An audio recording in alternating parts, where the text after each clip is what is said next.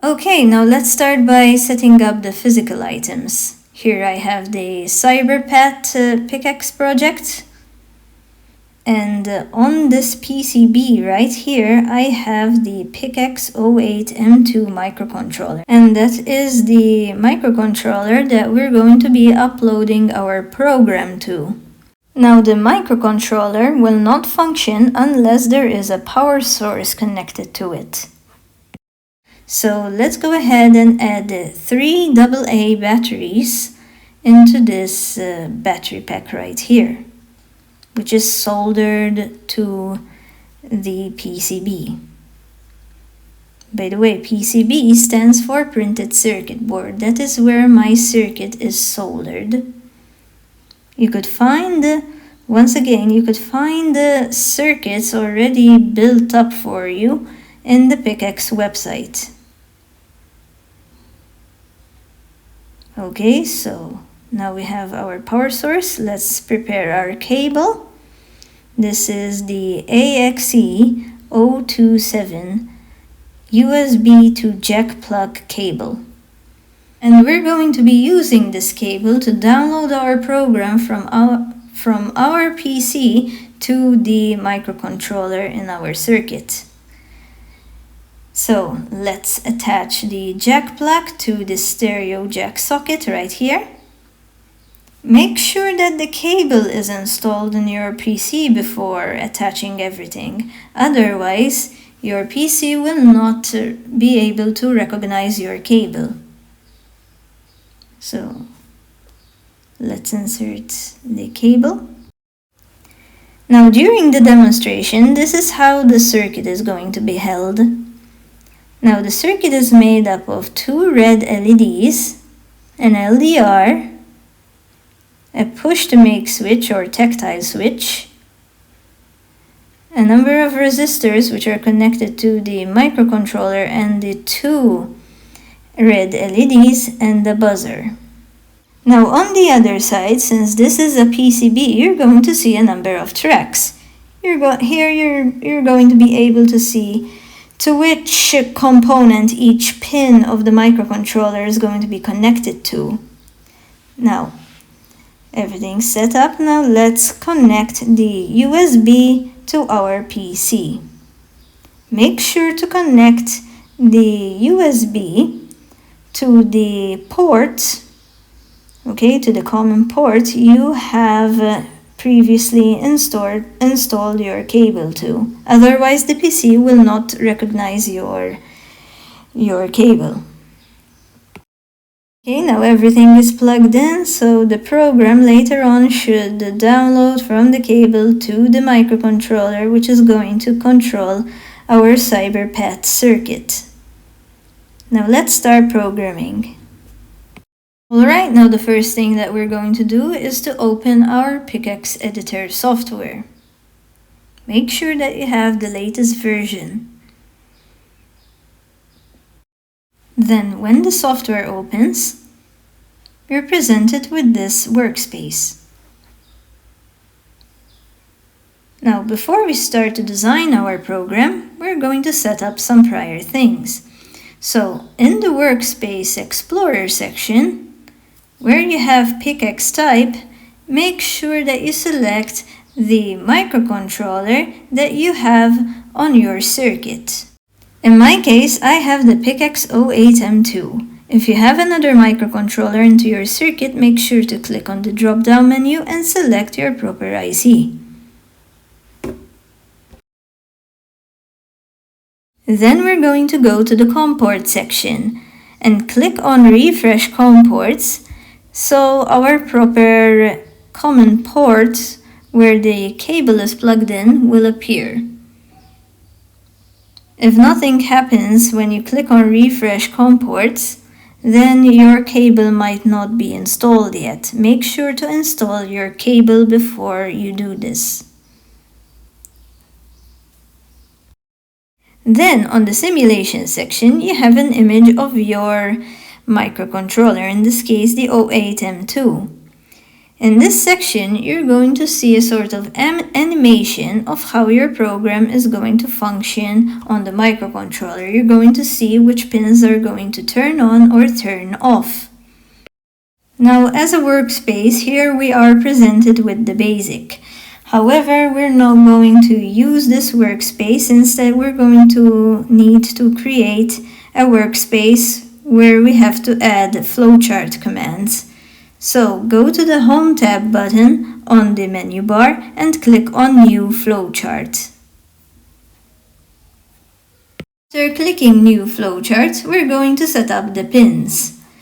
So, in this dialog box, we're going to tell the program which pins are going to be an output and which pins are going to be an input.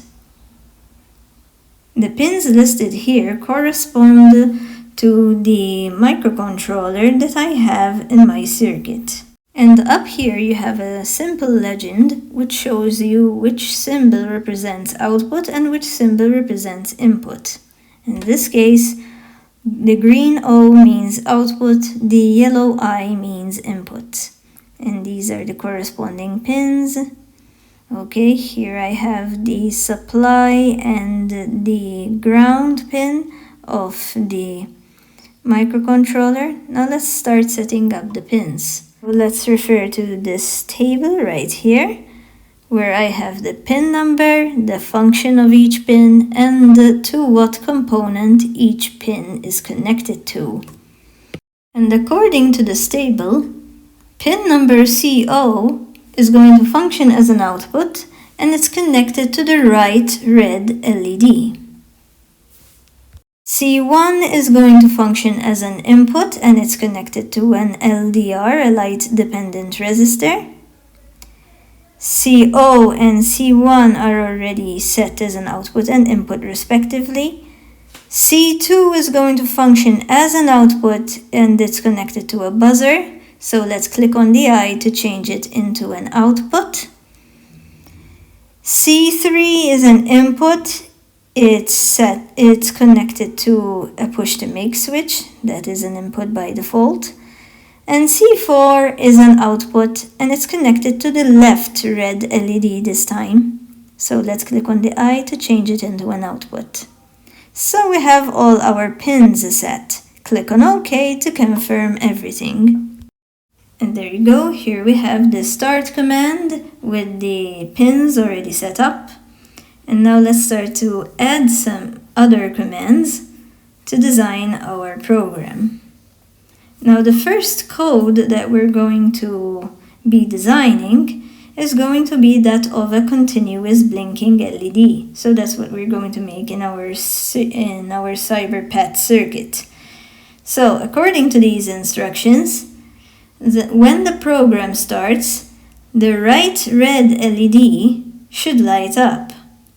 Then it should stay on for 1 second, and then it will turn off and stay off for 1 second, and then the program will restart again. Now back to the program, and now we're going to click and drag an output command. Now in Pickaxe you have a variety of commands which are grouped together. So here you have the common commands, here you have the variables, here you have the procedures, and here you have commands which cause a sound output.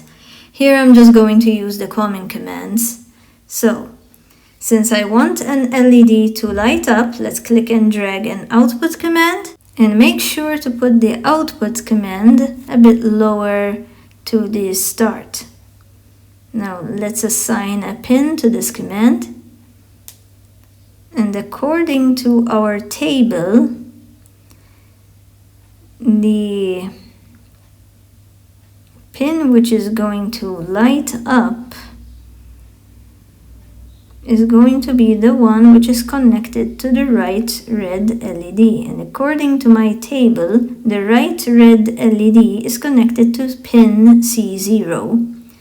So let's give C0 a 1, which is the symbol or the symbol 1 is going to tell us that this pin is going to turn on. And now let's give a label to our command.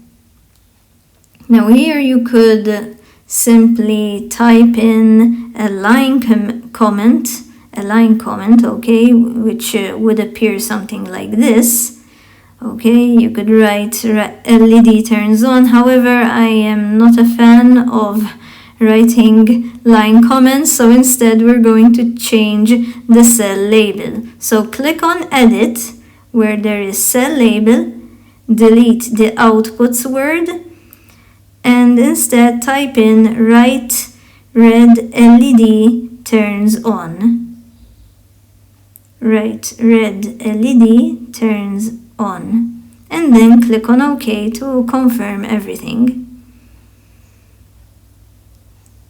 And there you go, that's our new cell label. And let's see what's going to happen next. According to our instructions, this LED should stay on for 1 second. So now let's click and drag a wait command to cause a delay. So click on the wait command and assign or tell this program that you want the system to wait for 1 second, to delay the function for 1 second. Here you have a number of seconds. Make sure to select 1. And once again, I'm going to change the cell label. Instead of wait 1 could mean anything actually. So instead of just wait 1, I'm going to write wait 1 second. Click on OK.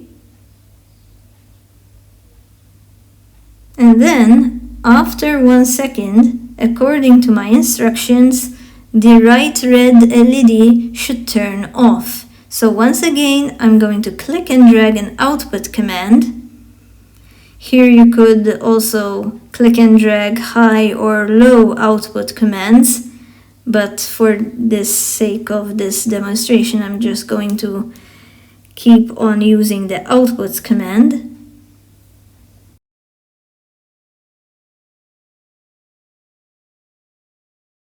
Now click and drag the outputs command and put it under wait 1 second. Once again, click on the command and let's assign a pin to it. Here, CO this time is going to turn off, so let's give it an O symbol. Let's change the cell label first, tick edit, and then instead write down write red LED turns off, and then click on OK. And once again, since this is a blinking LED, the LED should stay off once again for another 1 second. So let's add a delay or a wait command right under write red LED turns off. Make sure that it is set to 1 second. Tick edit and change the wait 1 label to wait 1 second. Okay, now this is our program. Let's check it for errors now to see whether everything is fine. So click on check to see whether this program functions. And according to this error message that just popped up, it's telling me that the program has nowhere else to go after the wait 1 second. After the wait 1 second, what's going to happen? So what I'm going to do now is to create what is called a loop. I'm going to create a loop to help the program restart again, because otherwise, after it will turn on and turn off, the program will stop there. It won't know what else to do later. Alright, now let's click OK. And on the Home tab, I'm going to click on Line. This command, this line command, will help me create the proper flow lines to create my loop. So here are the commands on the Home tab, and now let's click on Line. And let's create a line pointing downwards from, wait 1 second. Then let's continue that line going to the left or to the right, it doesn't make a difference. As long as you make your line go back to the start, okay? That is why I left that space between the start command and the first output command.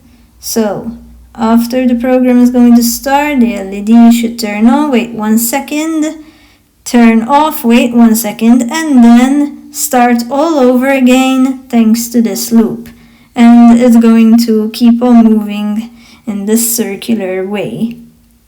Now let's click on check to once again check for errors. And this time the program has compiled successfully, and that's the amount of memory it's going to use up from our microcontroller. Click on OK.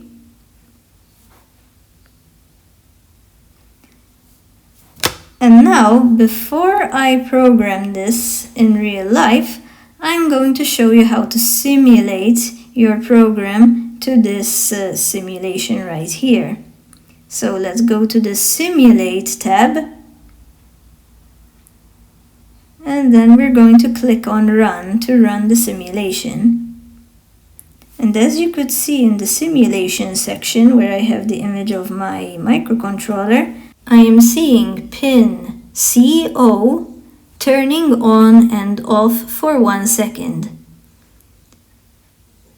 And here on the new flowchart workspace, I'm seeing a floating box which shows me which command is being followed. Now let's stop everything by clicking on the stop button.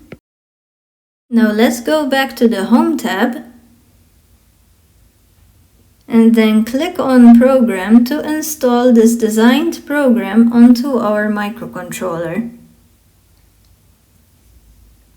When you click on it, notice that while the program is installing, that a red LED will turn on and it will stay on until the program is finished installing into your microcontroller. Now let's wait for the program to download.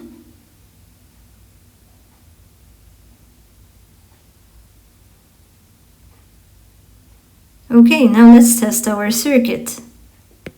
And there you go. Since there is a power supply connected to this circuit, the red LED has started to blink. Okay, the microcontroller is making the red LED, the right red LED, turn on and off for 1 second. Now here you could simply just remove the jack plug from the stereo jack socket, as now the circuit does not need the cable. You only need the cable just to download the program into the microcontroller. And there you go. Now you have a circuit which you could embed to another project. Like for example, you would want a toy whose eyes will keep on blinking. Alright, now stay tuned for the other microcontroller lesson where I'm going to show you how to use this tactile switch here, how to make these LEDs start to blink whenever you press the tactile switch. Don't worry, we're going to be reusing the same microcontroller as we're going to simply override the present program. Now let's reattach our jack plug and let's redesign our program.